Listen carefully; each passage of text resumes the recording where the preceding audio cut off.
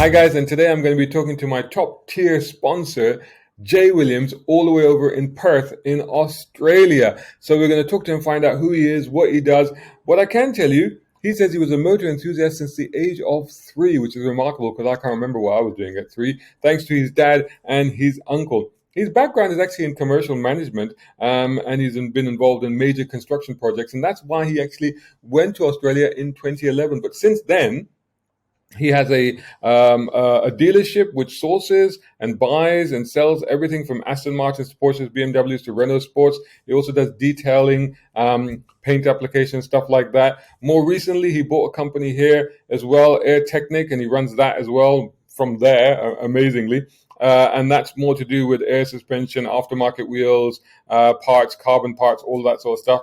He's also involved in MOT.RS Motors, which is basically like a blog and a classified listing and that sort of stuff. So we're going to get into all of that. We're going to find out all about him and what he does and how he ended up doing all of this stuff. But before we do any of that, make sure that you're subscribing to youtube.com/browncarguy. Make sure that you are following me on browncarguy.com. And on all the social media channels, it search for my hashtag, which of course is #BrownCarGuy. And if, like Jay, you enjoy my content and would like to sponsor and support me, then do so over at patreon.com/BrownCarGuy. Cool. Let's get into this.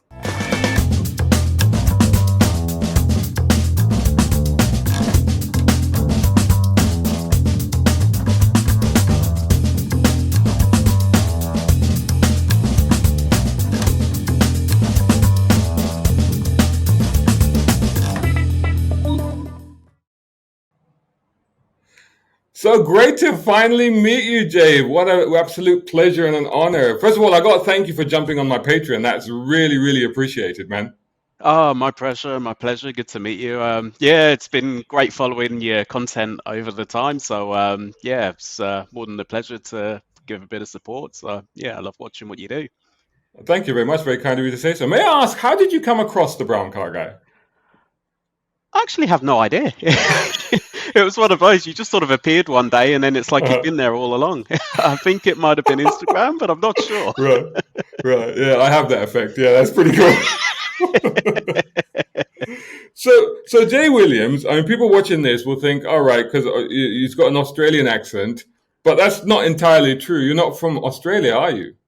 That's right. I'm sort of born and bred in Slough, just outside of London in the UK. So, yeah, I've been here about 10 years now. So the accent's sort of slowly whittling away a little bit.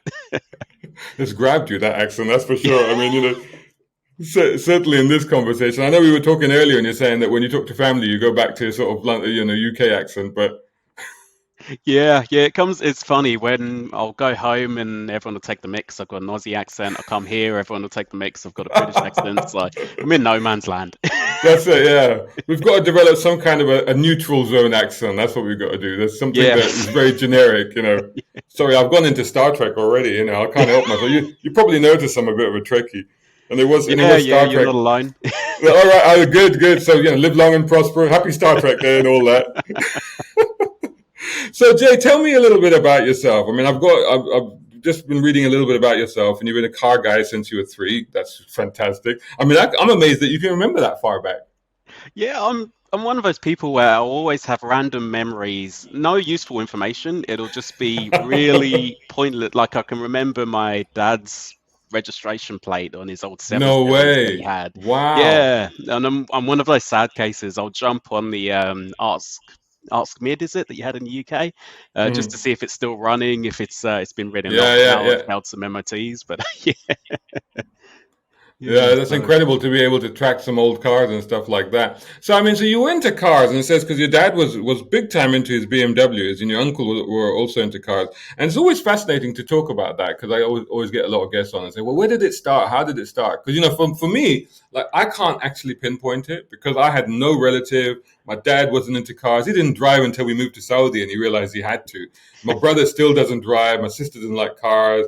My kids laugh at my videos. Do you know what I mean? It's like nobody in my immediate social sphere was into cars, but somehow for me it was always there. But you were very clearly influenced by your dad and your uncle. I think so. My dad actually, interestingly, he worked on the McLaren F1. He used to do a lot of computer design and stuff like that. No So, way. He actually yeah, worked on the yeah. car. I believe Wow. so, yeah, on some of the design work. And it's one of those things, he'd always sort of tell me the story, and I never really sort of pressed him for more details while I had the chance. And it's one of those things I Oh always wish we no. spoke about more. Yeah. But Yeah. Yeah. Because yeah, that's a legendary car right there. And I suppose that maybe because of the BMW connection, because obviously it had a BMW motor in it. So did he work for BMW at the time? no, he actually didn't. He was always Mm, into more construction and architecture, right. and he did computer design, and then he sort of branched out to do computer design on sort of things like the McLaren. Mm, I believe he was involved with some F1 projects, and right. not Right. necessarily major involvements, but it might have been certain components and Yeah. certain renderings that he produced. And Amazing. So did he work with Gordon Murray then? I have no idea. I have no Oh idea. Again, I wow. just wish I'd sort of asked him more questions Yeah. about, especially that earlier life when I was sort Yeah. of really young.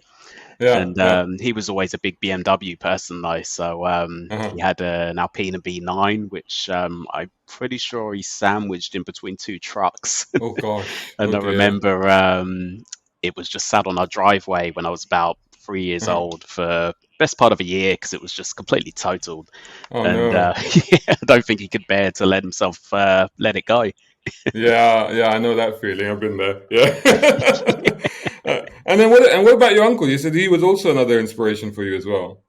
Yeah, sort of growing up, my uncle was a fair bit younger than my parents, so he was obviously my sister's younger brother by, I would say, 10, 15 years or so. So it's just a typical thing when you're young and you sort of around a relative that's old enough to sort of have their Yeah. stuff together and have nice cars and things, but young enough Yeah. to still have a lot in common. And yeah, I remember when I was sort of probably around the age of 8, 9, 10, you had a few things like, and it's funny, they're cars that I look back now, they were a lot of fun, but they were sort of potentially at the time, I found them really aspirational.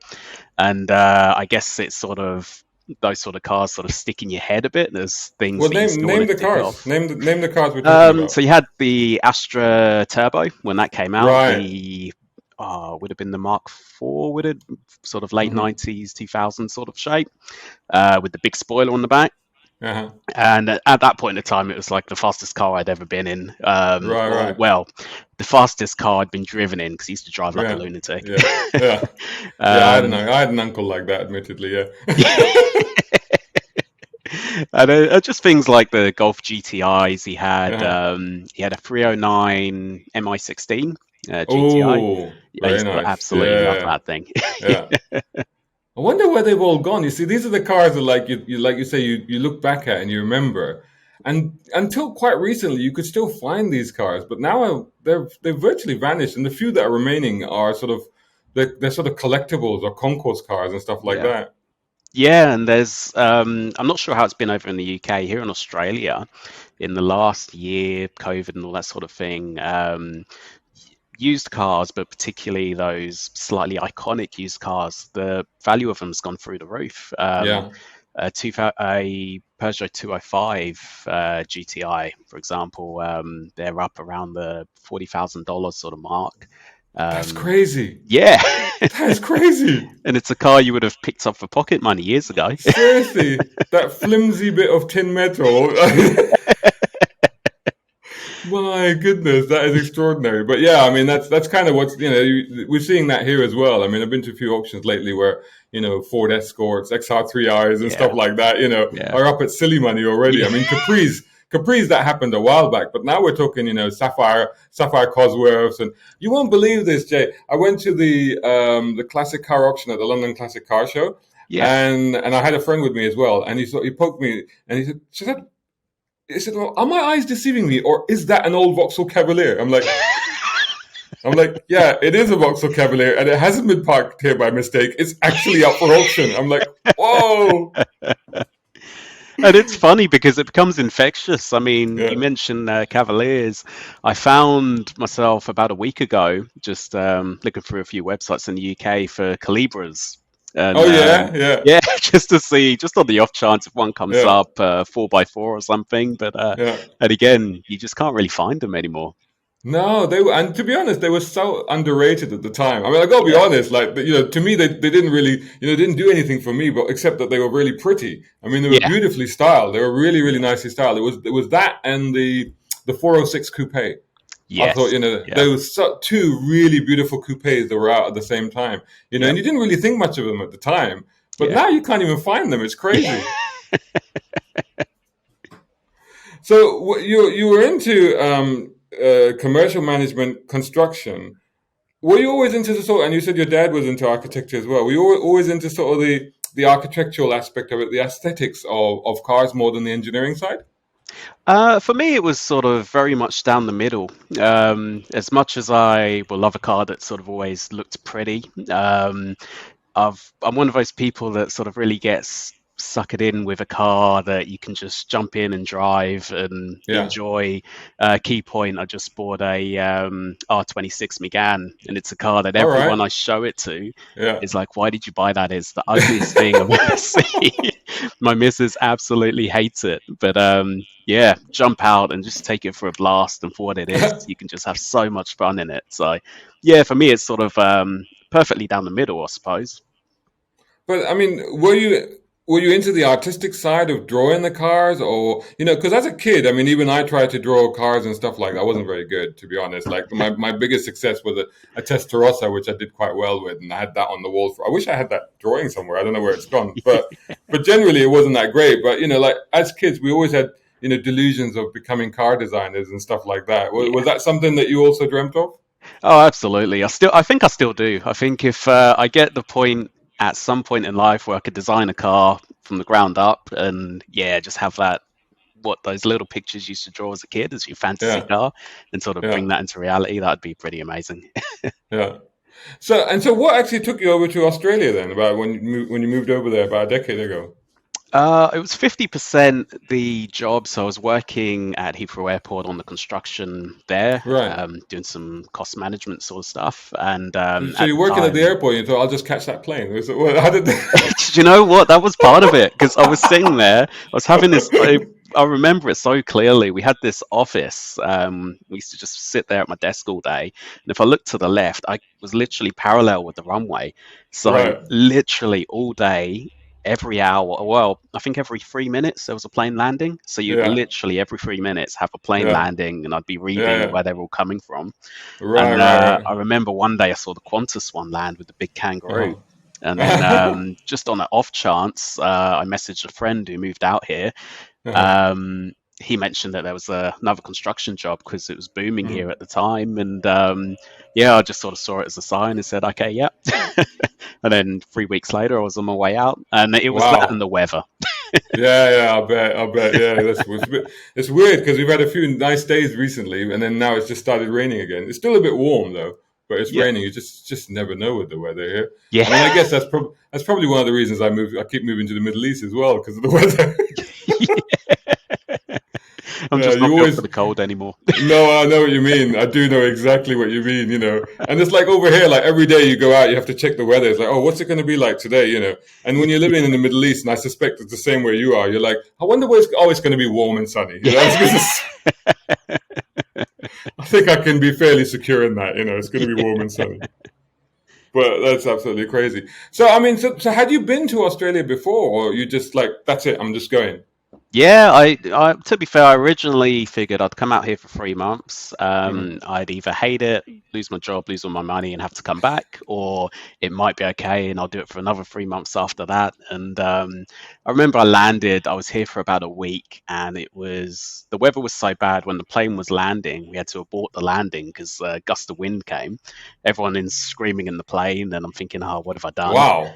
Oh, gosh. That was a dramatic arrival, if ever there was one. Yeah. And then as soon as I got out the plane, it was just raining and raining. Oh my And god! yeah, You're like, have I landed in the right place? yeah. Well, it was August in the UK, so I just had shorts Uh-huh. and t-shirts. Oh, And then, but I had a conversation with somebody. I mean, it was only at worst maybe 5 degrees, but then by 10 o'clock it was up to 17, 18 degrees. And I Yeah. was saying to him, like, oh, I'm not sure if I can hack this. It's not what I was expecting. And Yeah. he's like, yeah, but at least winter will be over soon. I was like, what do you mean winter? This is winter. Yeah. That's it. That's it. Yeah. So it's flip side, isn't it? It's the other way around. Yeah, yeah. So like literally 6 weeks later, Yeah. sun came up and that was it. I decided on the spot. That's it. So you worked there. So you went over there to work in the construction industry and stuff like that, and then obviously you must have got enamored by the car culture there. Now tell me a little bit about the car culture there. I mean, I have a good buddy, an Australian journalist who I worked a lot with in the UAE, so I know a little bit about it. But I also hear it's very draconian, over there. I mean, they're very strict about their laws and speed limits and stuff like that. I mean, in the context of that, how does the car culture exist over there? It's very strange because even so, to paint the picture, I guess Australia when I first came here, and it's changed a lot in the last 10 years, but for example, you couldn't go out and buy a car on the weekend because all the dealerships would be shut. And Oh, really? yeah, yeah. And again, it's in recent years, it's generally they're open until afternoon on a Saturday sort of thing, and they have a Hmm. late night during the week. So it's become a lot more what I came to see as normal. Yeah. But yeah, there was when I first came over here, I was working remotely, so I'd only have a week at home any given time, and there wasn't much in the way of sort of when I left UK. It was very much about the forums still, and Facebook Right. wasn't as much as pivotal to Yeah, anything. yeah, yeah. I remember, And all the forums and the chat boards and stuff like yeah, that. That's where it all used to happen. Yeah. yeah, yeah, and there just wasn't as much of that over here, and Mm. there just there was sort of a car scene, but you'd have to go hunting for it. Oh, Whereas really? yeah, and it could have just been I didn't know the people being in the area being new, Yeah. but So I just so just remember to let everybody know, where in Australia are you? I'm in Perth on the west, Okay. so and that's Uh, part of it as well. Everything right. here is a lot smaller compared to anything that happens Sydney, Brisbane, Melbourne, the big places. Right. And so it's really a sleepy little big town, which I think is why Right. I love being here at the moment because it's the polar Hmm. opposite to being near London. But Hmm. yeah, I think in recent years, from what I've seen and from getting more involved, the car culture and the car scenes come along a lot more. You have a lot more groups, you have a lot more variety in cars as well. Euro cars tended, from what I could tell, to take a bit of a back seat to the Aussie cars, the Holdens, things like that. I mean, that's Um, a really big thing there, isn't it? I mean, the Holden Ford, that always used to be the clash point, based on the famous race. What's the famous race that takes place there every year? Bathurst, Yeah, that's the one. Yeah, yeah, so it's always Bathurst, like it's either Ford or Holden, or traditionally it always used to be like that, right? But yeah, both of those companies they've greatly, I know Holden, for example, is pretty much done, isn't it? So yeah, yeah. they've They've they greatly reduced their sort of and the fact that they used to lead the car culture and now they're not really kind of dominating that aspect. Has that kind of left a vacuum? Have the Japanese and the Koreans sort of moved into that area? a little bit. It's Hmm. other cars now seem to be becoming a lot more almost acceptable for Hmm. enthusiasts. You've got a lot more people getting involved in BMWs.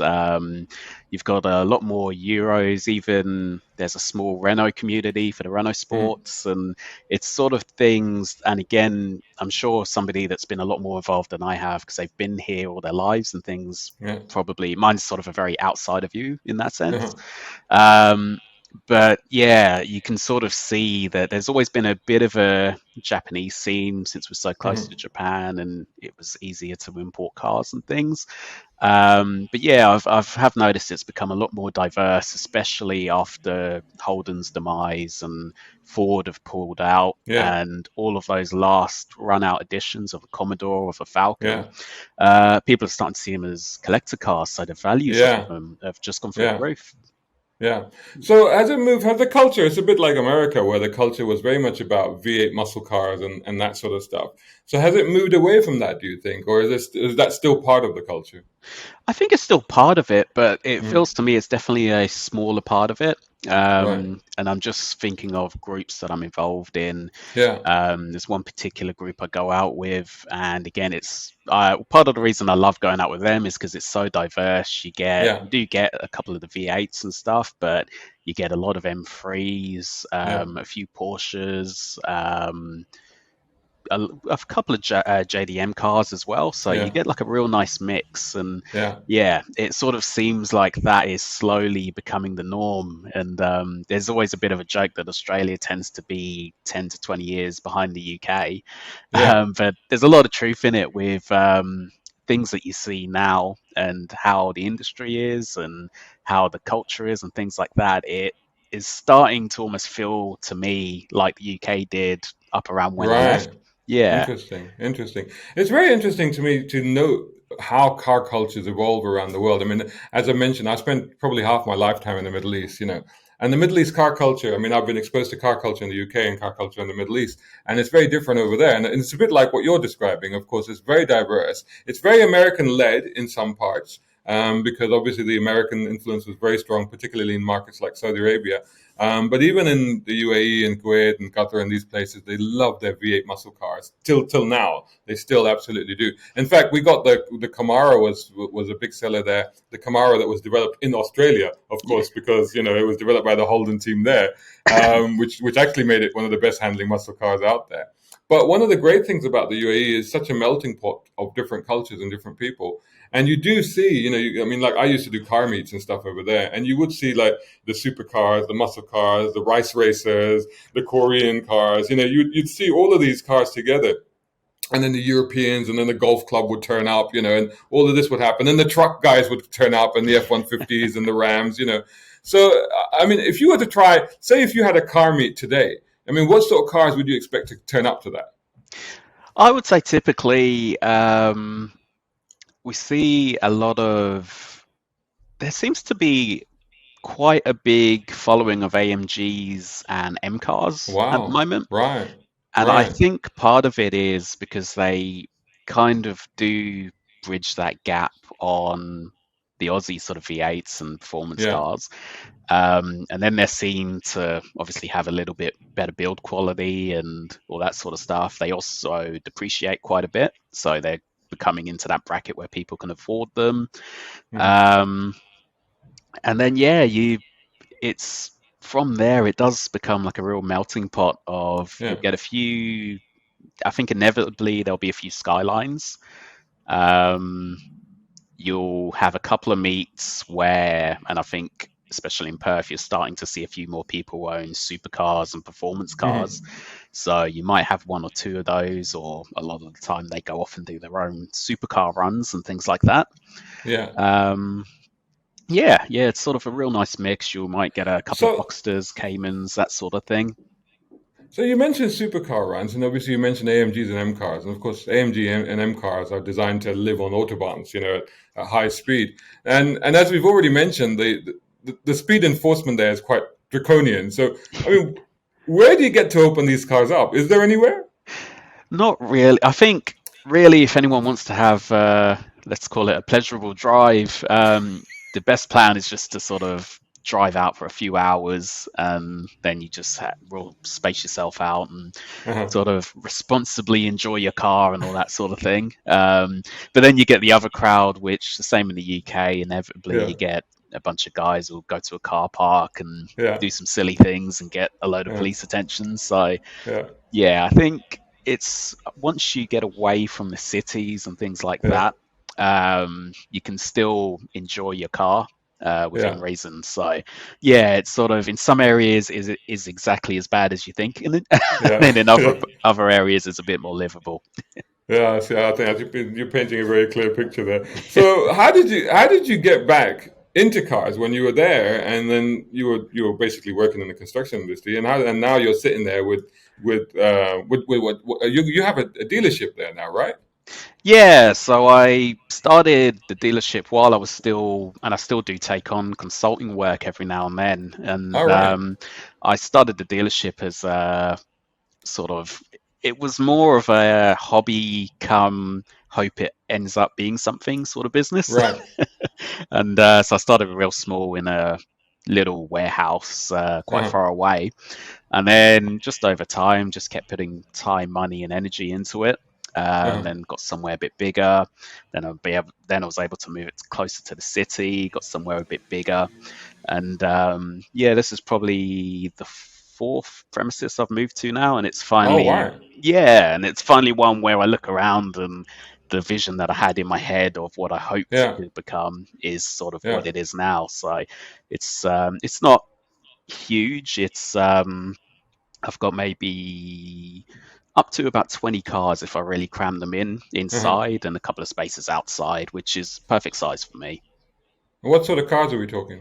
At the moment, I've got the Megane R26 that I mentioned. Yeah. I've got a Maserati Coupe, Grand Wow. Sport. Gran Turismo. Oh, Grand Sport. Grand Awesome. Sport, yeah, that's Yeah. an '05 sort of age. I've They make a got hell of a noise, don't they? when you get them in a tunnel and you just sort of Yeah. wind that Ferrari V8 Yeah. up Yeah. and just drop the windows, brilliant. Yeah. Um, for some reason, I seem to like I love Porsches, Uh-huh. but for some reason they just seem to gravitate towards me at the moment. So I've got Right. two 911s in. I just sold a Uh-huh. 911, Uh-huh. a couple of Boxsters in, an R35 GTR, Oh, wow. which Is that a big is is there a big following for those over there? um, quite. I wouldn't say big, but Hmm. I would say definitely out of the sort of Yeah. higher bracket performance cars, I'd say so, because Yeah. again, they're just a little bit more accessible than the Ferraris and the Hmm. Lambos and all that sort of thing. But yeah, in all intents and purposes, you can go faster in one of those than you can for Hmm. a similar Yeah, I price. know. They're shockingly quick. I mean, I don't know about you, but they don't necessarily work for me so well. Because I remember when they first came out, and I reviewed it in the UAE, and I took it up into the mountains on one of my favorite roads, and it was probably the quickest I'd ever done that route. And I got to the other end and I handed the keys over to my deputy editor, and he said, "Don't you want to drive it back?" I said, "No." I said, "Because if I drive that back, I might go even quicker, and that might end badly." Yeah, Because that car just lures you in. yeah, It's just like, no, no, no, no. yeah. It's like the little devil on your shoulder, just sort of saying, Yeah, "Go on, go a little bit faster." yeah, yeah. No, it's quite a scary thing, that. So I mean, so what else have you got? Because I know that I don't know if it's still running, but I think I saw from your social feeds you were actually giving away something very tasty, weren't you? Yes, we have a 1967 Camaro SS, which yeah, Wow, wow. and Now again, you're talking cool metals. yeah, it's. I'll tell you what, it's funny. I've had a fair few nice cars come in, and I do detailing as well. So I've worked on some really nice stuff from clients, McLarens, GT2 RSs, and stuff. And it's just funny when you go through the city in the Camaro and that Yeah, V8's just rumbling. It's the one yeah. car without fail just turn everyone's heads. Yeah, yeah.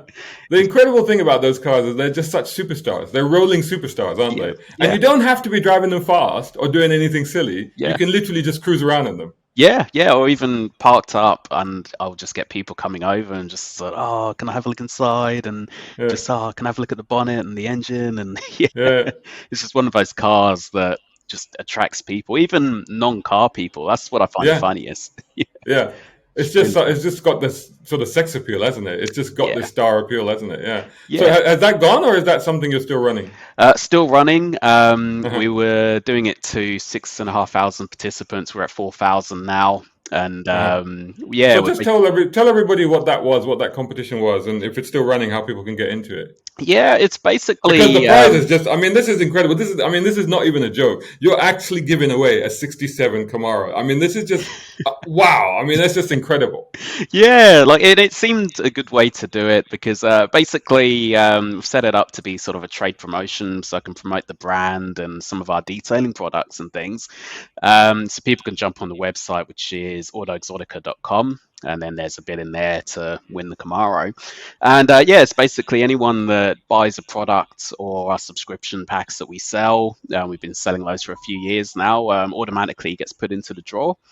And then as part of that, we're also, because it's obviously generating more sales and more interest, it's given me the ability to donate 30% of the proceeds from that campaign to a children's charity over here.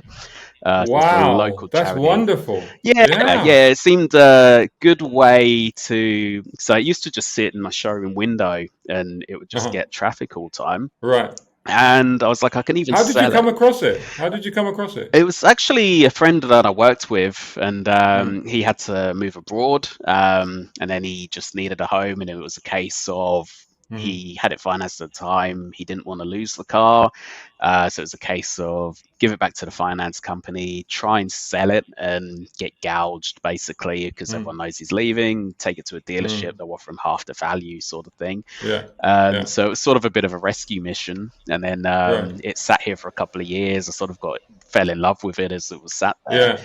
and yeah, now it's sort of that time where I'm looking to replace the shop's show car with something a bit Yeah. newer, um, Yeah. and it seemed there's a lot of I guess it's a lot of competitions and things going around at the moment for cars, but Uh-huh. for me, it just seemed the way to be able to sell it and not sell it to someone that's just going to put it in a garage and leave it there Yeah. and it's never out in the world.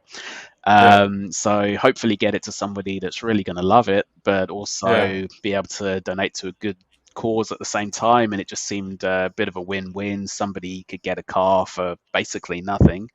Yeah. A charity gets a little bit of a boost, and yeah, Excellent. What's the name of the charity? it's Variety, the children's charity, WA. So they deal with, well, they pretty much just look out and look after for families with sick children and things like that. Wow. And I think ever since, obviously, I've got two daughters now. And when I was looking How around for old are the your daughters? charity, 3 months and three Oh, right. years. Yeah, Oh, okay. So relatively young father. Enjoy it. Enjoy it. These are the yeah. best years. It's But it good doesn't get fun. any easier though. I'll tell you that right now. Oh, my hair's starting to go grey already, but underneath the top bit, it's Why still do you think bald. I'm wearing the hat?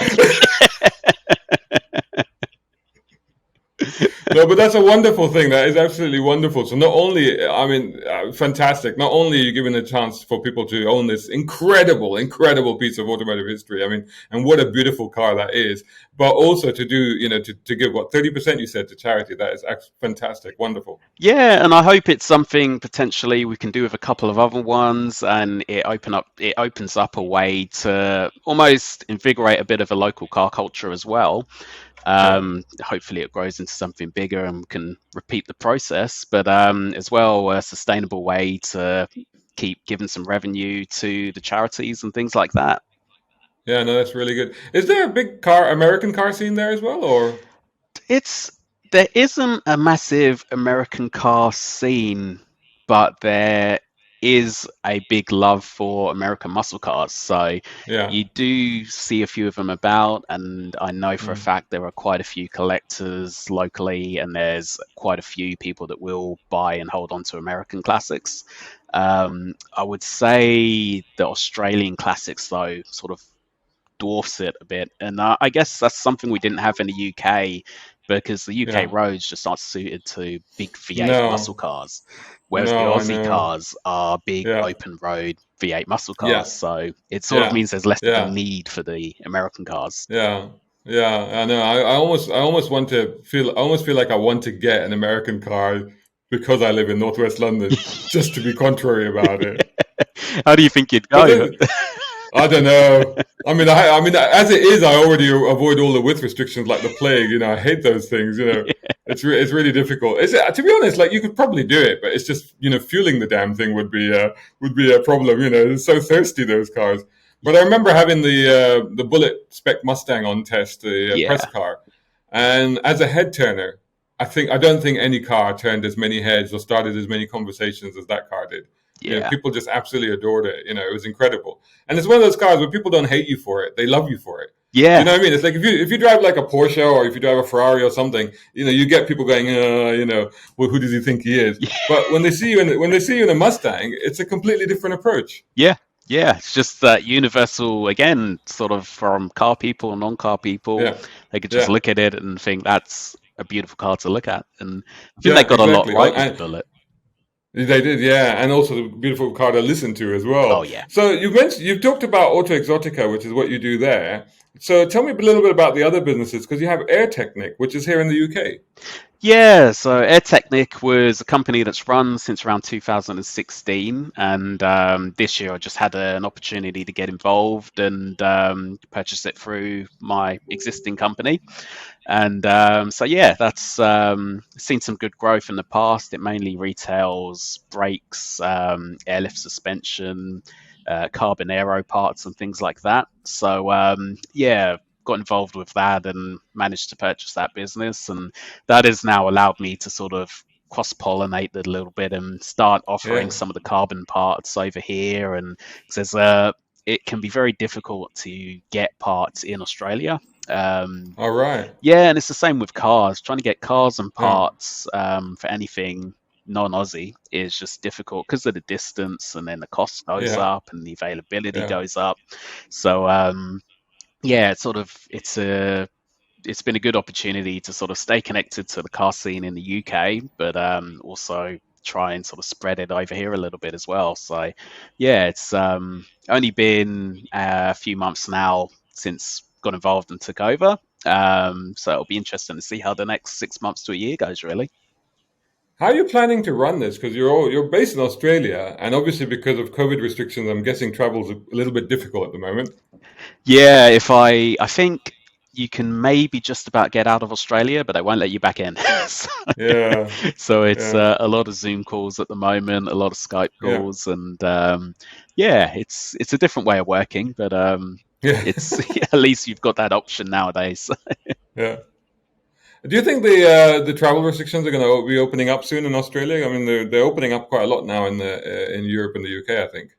Yeah, I think as like I was saying earlier, I think Australia seems to lag behind the rest of the world a little bit. Yeah. So here in WA, we've been really lucky, and COVID is it hasn't quite been a non-event, but it really Mm-hmm. hasn't. It's sort of we had a couple of lockdowns, and they Mm-hmm. went away as soon as they came. And I understand over there, you've sort of had lockdowns as Yeah. pretty much your Yeah. life for the last sort of year or two.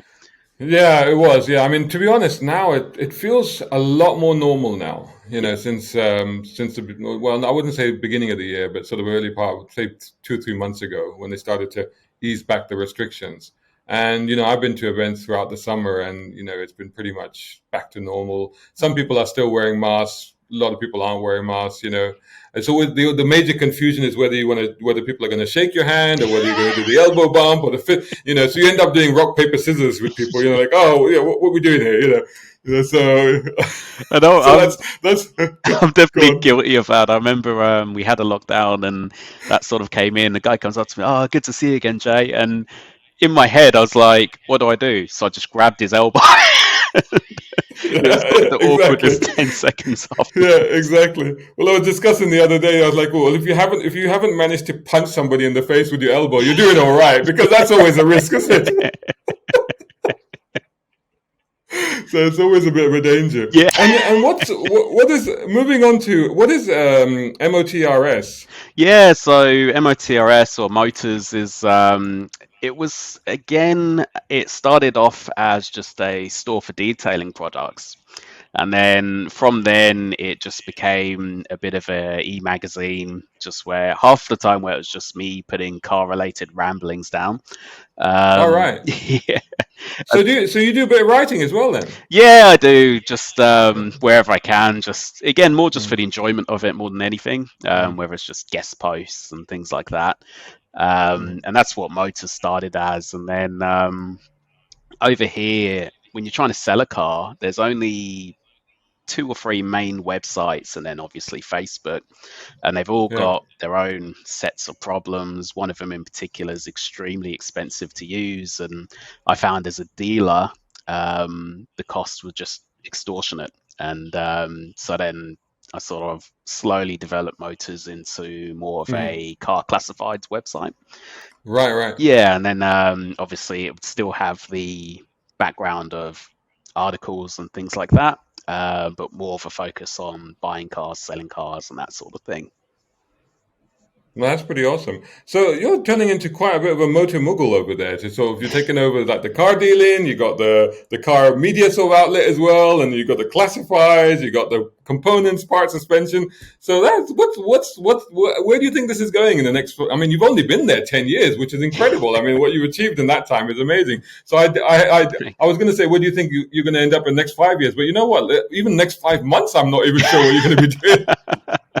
Yeah, it's I think my big plan, I'd love to sort of slowly grow Auto Exotica into, at the moment I do detailing, protection film, and then obviously buying and selling. And I'd love to expand that a bit more again to just do more car related things. Obviously I've started slowly doing parts. I'd like to go to the extent of being able to offer body work and customization and things like that. And I think for me, it's just the more I can just involve cars into my daily life and what I do for work, the happier I'll be. So Yeah. that's sort of where I'm sort of aiming. And then it's less car related stuff to try and justify to the missus. So it's I'm sure she's very supportive of you. I'm sure she is. yeah. As you can see, my wife is quite supportive. She lets me have this in the corner, so that's Yeah. No, mine's good. And yeah, I think as time goes on, she's grown to sort of understand the whole car obsession thing a little bit more. yeah, And don't get me wrong, she likes cars herself, which is half the battle. And yeah. the oldest daughter, she's slowly becoming a bit of a petrol head as well. So Awesome, awesome. That's fantastic. That's fantastic. Jay, thank you so much for taking the time today to talk to us and to tell us about this incredible journey that you've been on. Thank you once again for being a fantastic Patreon supporter. And my all I pleasure. can say is I can't wait for these traveling restrictions to ease so that maybe when you're here or if I get a chance to come over there, it would be absolutely awesome to meet up with you because and actually to see the incredible accomplishments that you've done over there. I mean, it's extraordinary. Well done. Oh, thanks very much. And yeah, thanks for having me. It's been great chatting to you. And hopefully, yeah, we do get to meet three dimensionally sometime soon. Awesome. Take care, buddy. You too. All the best.